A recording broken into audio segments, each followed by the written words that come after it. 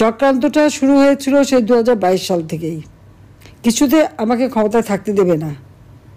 আর বাংলাদেশ যখন উন্নত হয়ে গেছে, যারা এই সুদখোর ইউনূসের তো বহুদিনের লালায়িত স্বপ্ন, আর তার মদতদাতা আজকে এটা প্রমাণিত। সেই ইউএসএইডের টাকা আর আমেরিকার মদত, পাকিস্তানি আইএসআই মদত, জঙ্গি, সন্ত্রাসী, খুনি এরা এবং গ্রেনেড হামলাকারী, বিডিআরে আমাদের সেনা সদস্যদের হত্যাকারী, এরাই হচ্ছে তার শক্তির আধার। তাদেরকে নিয়েই তার পথ চলা, যা আজকে প্রমাণিত সত্য। এবং আমি আরেকটি খবর আপনাদের দিতে চাই। দুর্নীতি দমন কমিশনে ইউনূসের বিরুদ্ধে একটা মামলা হয়েছে। আর শ্রমিকদের অর্থ আত্মসাতের জন্য শ্রমিকদের করা মামলায় শ্রমিক আদালতে ইউনূস কিন্তু সাজাপ্রাপ্ত আসামি। সে কিন্তু একটা কনভিক্টেড আসামি, এবং সে চক্রান্ত করে, সন্ত্রাস করে, জঙ্গিবাদকে সহায় করে এবং অপপ্রচার চালিয়ে সে ক্ষমতাটা দখল করেছে। ক্ষমতা দখল করার সাথে সাথে কী করেছে সে? তার আগে থেকেও প্রচেষ্টা ছিল। ইউনূস সেন্টার নামে একটা জায়গা, আপনারা জানেন, গ্রামীণ ব্যাংকের একটা সম্পত্তি, 11,000 স্কোয়ার ফিট বিনা পয়সা নিয়ে সেখানে তার ইউনূস সেন্টার। এবং এটা হচ্ছে একেবারে যত রকমের চক্রান্তের জায়গা।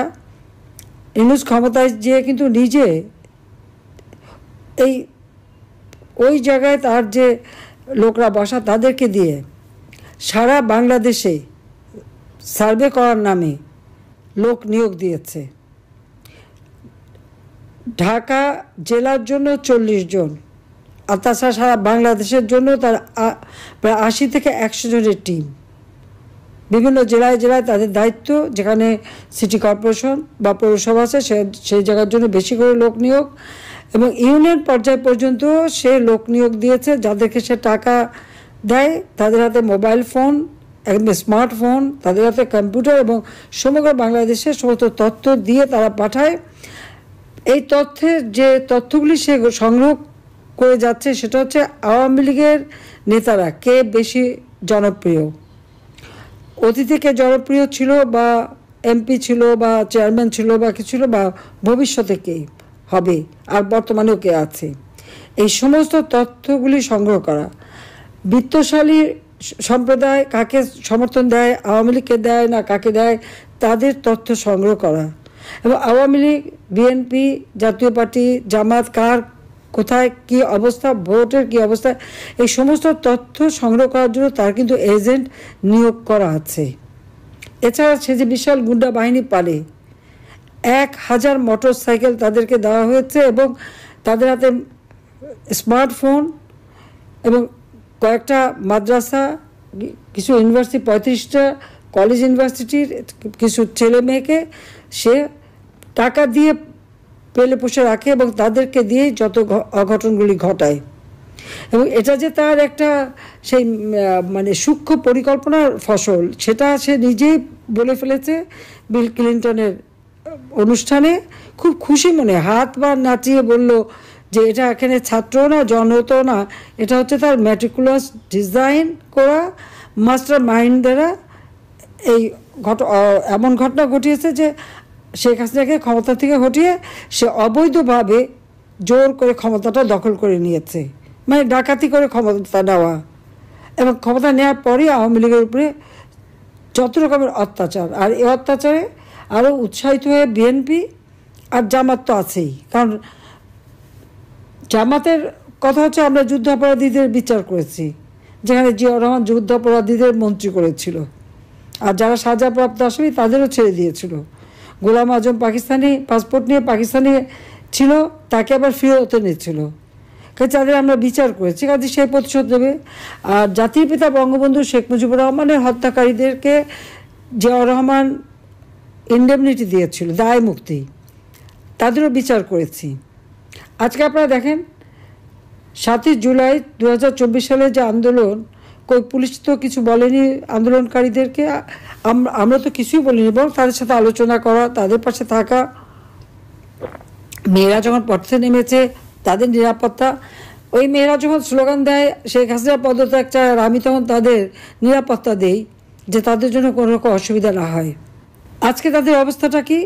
এখন মেয়েরা ঘর থেকে বেরোতে পারে না, তারা এমনই আন্দোলন করলো আর এমনই স্বাধীন করে ফেললো দেশ যে এখন নিজেরাই ঘরবন্দি। এখন যাবে কোথায়, তারা কী করবে? আর সেই যেটা কোনো কোটা ইস্যুই ছিল না, সেই কোটা আন্দোলনই বা তাদের কোথায় গেল? আর এখন সপ্তদলীয়করণ, এই অস্ত্র লাঠি সোটা নিয়ে চিফ জাস্টিসকে পদত্যাগ করতে বাধ্য, জজকে পদত্যাগ করতে বাধ্য। কোনোদিন এই অবস্থা কখনো বাংলাদেশকে ভাবতে পারেনি। শিক্ষকদের চাকরি থেকে বের করে দিচ্ছে, ইউনিভার্সিটি, কলেজ, স্কুল সব জায়গায় ছাত্রছাত্রীদের অপমান করাচ্ছে, প্রতি পদে পদে চরমভাবে মানবাধিকার লঙ্ঘন করে যাচ্ছে। বাড়িতে ছোট শিশু তা থাকা সত্ত্বেও বাবা মাকে গ্রেপ্তার করেছে, বাবাকে তাকে মাকেও। তো এই বাচ্চাটাকে কে দেখবে? কি হবে তার? 93 জন আইনজীবীর বিরুদ্ধে মামলা তারা সারেন্ডার করেছে, তাদের জামিন দেবে না। কিছু জামিন দিয়েছে, কিছু দিচ্ছে না। মানে আপনি যে বিচার চাইবেন সেই সুযোগটাও নাই। আইনজীবীদের এইভাবে গণহারে মামলা দেওয়া, গ্রেপ্তার করা, পৃথিবীর কোনো সভ্য দেশে এরকম ঘটনা ঘটে বলে আমার তো জানা নেই, আমি তো দেখিনি। কাজে বাংলাদেশ আজকে কি? আইনের শাসন নাই, ন্যায় বিচার পাওয়ার অধিকার নাই, নারীদের কোনো স্বাধীনতা নাই।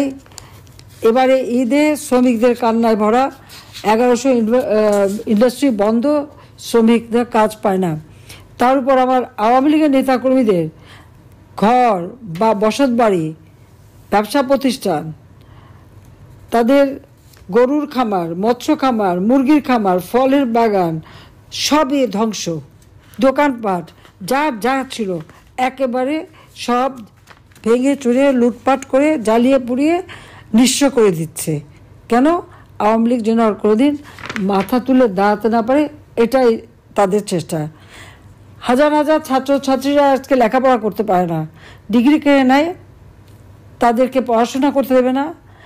একটা মেয়ে পরীক্ষা দিতে গেল, তাকে কিভাবে লাঞ্ছিত করলো, তাকে যারা মারলো, চুল ধরে টেনে মাটিতে ফেললো, পুলিশ দাঁড়িয়ে থাকলো, সেনাবাহিনীর সদস্য দাঁড়িয়ে থাকলো, অপরাধীদের কিছুই বলল না। আর যে মার খেলো সে মেয়েটাকে ধরে নিয়ে জেলে পড়ল। এই পুলিশ, সেনাবাহিনী হোক, প্রশাসন হোক, জনগণের ট্যাক্সের টাকায় তারা বেতন পায়। আর তাদের সকলেরই আমি কিন্তু জীবন মান উন্নত করে দিয়েছি, বেতন ভাতা বাড়িয়ে দিয়েছি। কিন্তু এখন কি দেখলাম, তাদের কাছ থেকে জনগণ ন্যায় বিচার পেতে পারে না। এটা কোন ধরনের অবস্থা? একটা ইউনিয়ন পর্যন্ত এজেন্ট লাগিয়ে দিয়ে হাজার হাজার টাকা কোটি টাকা খরচ করে ইউনুস এখন কীভাবে আওয়ামী লীগ, 14 দল, মুক্তিযোদ্ধা, তাদেরকে নিঃস্ব করে দেওয়া, তাদেরকে ধ্বংস করে দেওয়া, সেই চেষ্টাই করে যাচ্ছে। আর তার দোসর জঙ্গি, সন্ত্রাসী, খুনি, দুর্নীতিবাজ, অবৈধ অস্ত্রধারী এবং জেলখানা থেকে তাদের সবাইকে মুক্তি দিয়েছে।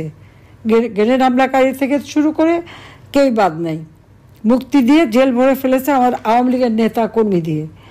সবচেয়ে বড় কথা, পিটিয়ে মানুষ হত্যা করা, এমনকি আইনজীবীকে পিটিয়ে হত্যা করলো,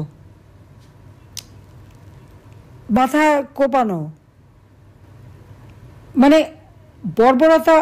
পাকিস্তান আর্মি গুলি করে মানুষ মারত, আর এরা এমনই বর্বর যে পিটিয়ে হত্যা, এমনকি অন্তঃসত্ত্বা নারী পুলিশ কনস্টেবলকেও ছাড়েনি। আর আমাদের মেয়েদের উপরে ইফতার বন্টন করতে, তাকেও, তার উপরেও জুলুম, তাকেও মেরে পাতা ফাটিয়ে দিয়েছে এবং কয়েকটা সেলাই পড়েছে। তো এইভাবে অত্যাচার, নির্যাতন তারা চালিয়ে যাচ্ছে।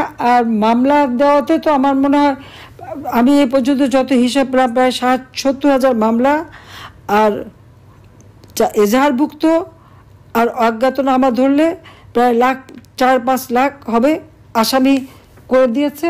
কারণ আমার বিরুদ্ধেই তো কতগুলি মামলা, 288টা মামলা, তারপর আর একটা দিয়েছে রাষ্ট্রদ্রোহী মামলা। আমি নিশ্চয়ই জিজ্ঞেস করি, রাষ্ট্রটা কার? আমার বাবা তার জীবনটা উৎসর্গ করেছে, আওয়ামী লীগের নেতাকর্মী তাদের জীবন উৎসর্গ করে এই দেশ স্বাধীন করেছে।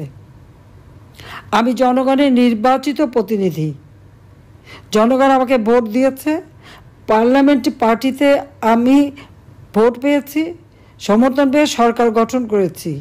সংবিধান মোতাবেক আমার প্রধানমন্ত্রিত্ব হচ্ছে বৈধ, সাংবিধানিক। আর ইউনূস এই জঙ্গি সন্ত্রাসী তাদেরকে নিয়ে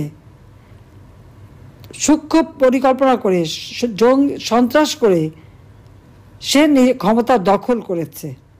তার কোনো জনগণের ম্যান্ডেট নাই, সাংবিধানিক ভিত্তি নাই, আইনগত ভিত্তি নাই। আর সে দেয় আমার বিরুদ্ধে রাষ্ট্রদ্রোহী মামলা, যে রাষ্ট্রদ্রোহী কাজ করেছে সংবিধানের 7 খ অনুযায়ী, সেই হচ্ছে সবচেয়ে বড় অপরাধী। যে এইভাবে ক্ষমতা দখল করলে তার শাস্তি হবে, এবং ইনশাল্লাহ শাস্তি দেবো, এতে কোনো সন্দেহ নেই। আজকে সমস্ত অর্থনীতিকে ধ্বংস করে দিয়েছে, প্রবৃদ্ধি কমে গেছে, মাথাপিছু আয় কমে গেছে, মানুষের কোনো দিনমজুররাও আজকে কাজ পায় না। আর ধর্ষণ, শিশু নারী ধর্ষণ, বাংলাদেশ যেন এখন ধর্ষণের স্বর্গরাজ্য, কিন্তু কেউ সংবাদ পরিবেশন করতে পারবে না, কোনো সংবাদ দিতে পারবে না, কোনো নিউজ দিতে পারবে না। যে নিউজ দিতে যাবে, সে সংবাদ পরিবেশন করবে, তার বিরুদ্ধে ব্যবস্থা নেবে। সেখানে তার এজেন্ট বসানো আছে।